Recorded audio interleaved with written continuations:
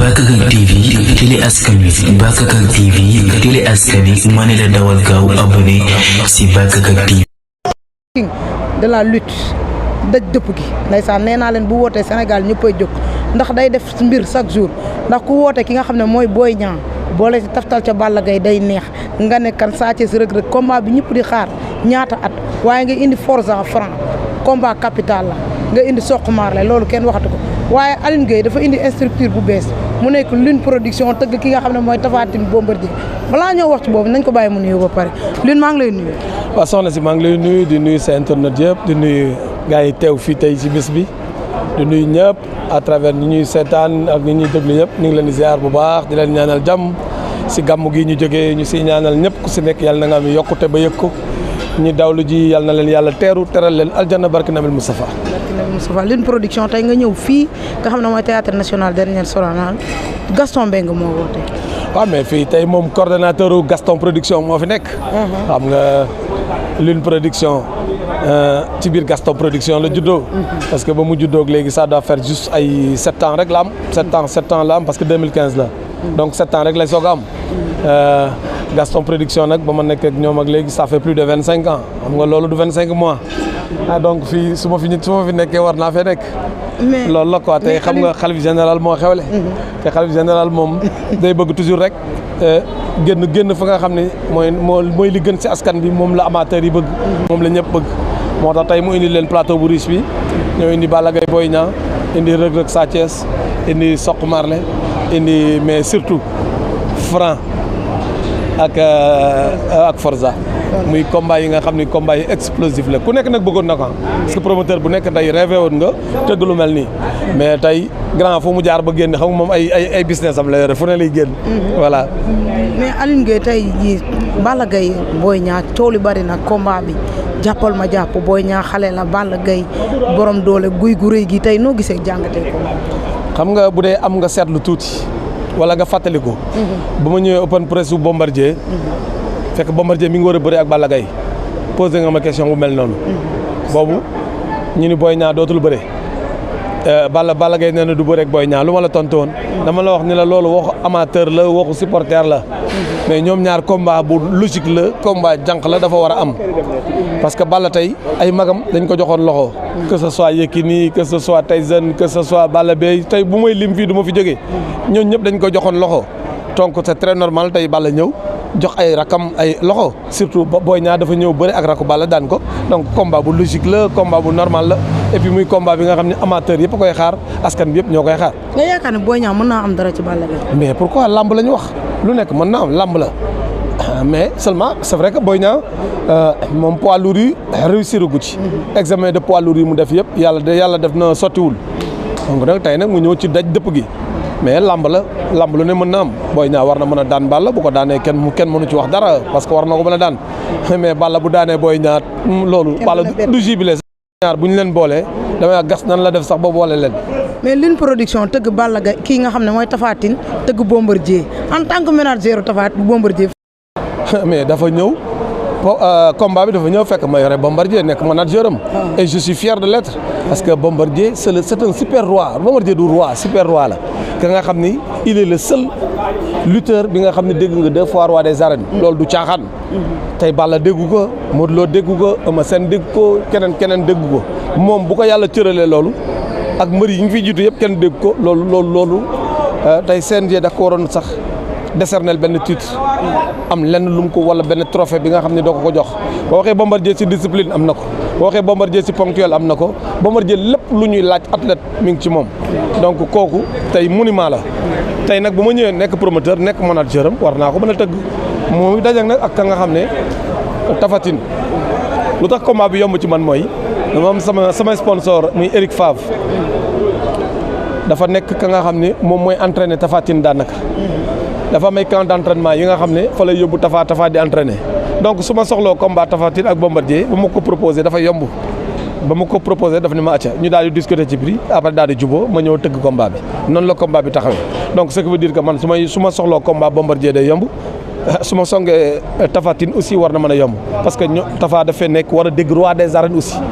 parce que Tapha ñii di fi bëri ñëpp kenn mënu ko coolee fi nekk lamb la ñu wax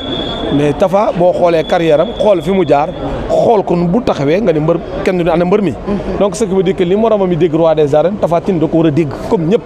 donc bu ñëwee bëre ak magam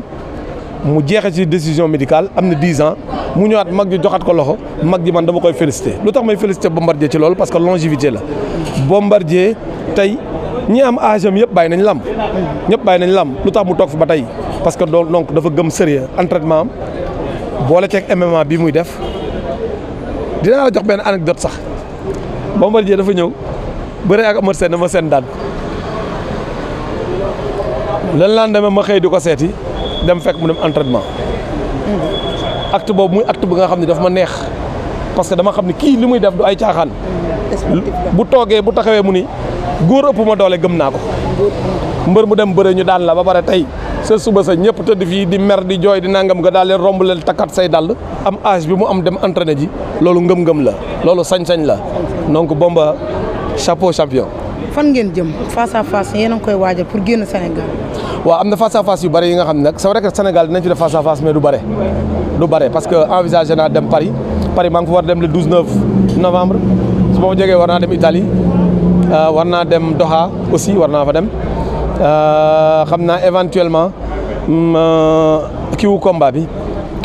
semaine combat bi day juste mais bu si kiiwul fin décembre incha allah naa dem États-Unis. mais keroog da nga ñoo junj benn affaire diggante Modou Lo ak ki nga xam ne mooy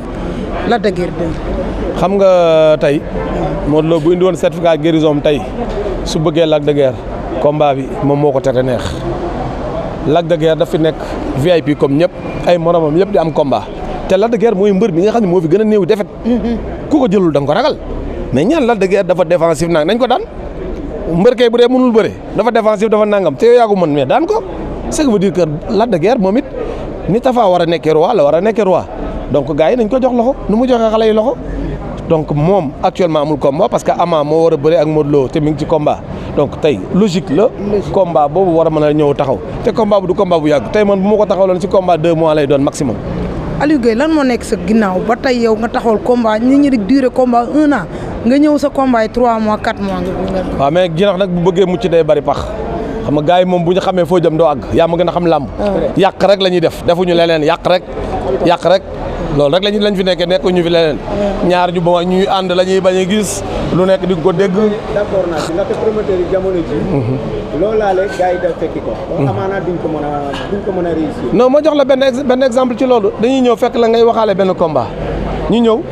xam ni fay nga mbër mi par exemple 40 millions ñu ñëw ni mbër mi mën naa la fay 60 millions. ba mbër mi xàcc ak yow ba pare ba nga mer yow promoteur dem toog mais du tëgg combat ba mbër maay mujj woo ay mbokkam pour ñu woo la yow promoteur bi pour nga ñëw tëgg loolu nag il faut mbër yi yeewu ci. non loolu moom am na. mbër boo déggee prix bu la jaralee bul xaar ma Samba bul xaar ma Demba gis nga gars yi dañuy dëbb ndox rek tëgguñu dara lañ tëggul promoteur bu la fay lu ko jar demal nga jël ko bu un Fallou Ndiaye jógee fee fay la jëlal Assane Ndiaye bu jógee fële fay la jëlal Prince bu jógee fële même chose jëlal nga dem bëre ji parce que boo bëreewul yow yaay perte soo bëreewul yow yaay perte donc jël leen seen combat yi ngeen bëre. parce que Balla Gaye bu ñëwee jël ay 4 combats ñu war nañ leen fustigé loolu ba ko Gaston defee nit ñaa ngi mer nan pourquoi muy jël ay 4 avance di ko jox benn mbër mais nag dañuy xam ne Balla mooy lamb. Balla mooy lamb. dañu waxante dëgg.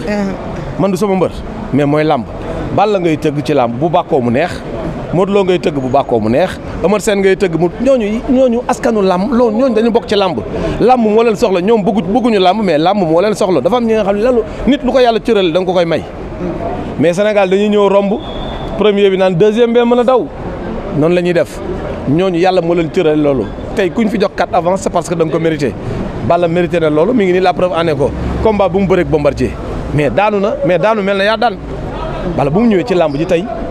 ñun ñëpp dañ kontaan Bombardier bu mu ñëwee gis ambiance bi nekk ci lamb ji mais Balla da koy yóbbaale ci ambiance mu ànd ak Balla fecc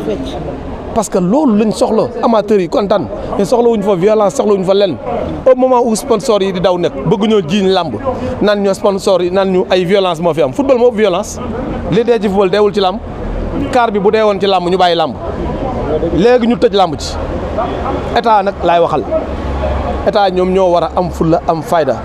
xool ni bañ a complexé xam ni sport national lamb la nañ dimbale lamb nuñ koy dimbalee du dañuy dem ci promoteur yi di leen jox xaalis soxlawuñ lool nañu dem si société bu nekk ni société bu dugal loxoom ci sport en général waxuma sax làmb mais sport en général yaay tànn man handball laa bëgg société ma dem ci làmb kii làmb la bëgg mu dem kii handball la bëgg mu dem après ñu exonérer société boobu ay taxes mais bu dee société bu ñëw dugal loxoom ci làmb nga teg ko ay taxes yi nga xam ne day daw mais Patisen si ñun la nekkoon da doon ñëw ci làmb ji di gunge ñëpp amul promoteur bii amul bee mais dañ ko topp di ko teg état da koy teg ay taxes teg ko ay taxes ba ñu daw benn jour ba mu ñëwee waxtaan ak ñoom ni leen du ngeen ñëw dañ ne àll na ñun dañuy bàyyi làmb lu tax ngeen bàyyi làmb parce que taxes yi ñuy def mënatuñ ko loolu nag état moo war a xool boo amee ku ñëw di la dimbale ci sa métier da nga ko war a jàpp voilà. Alioune Gueye cant ak gërëm ñeel na la. amuloo morom jërëjëf.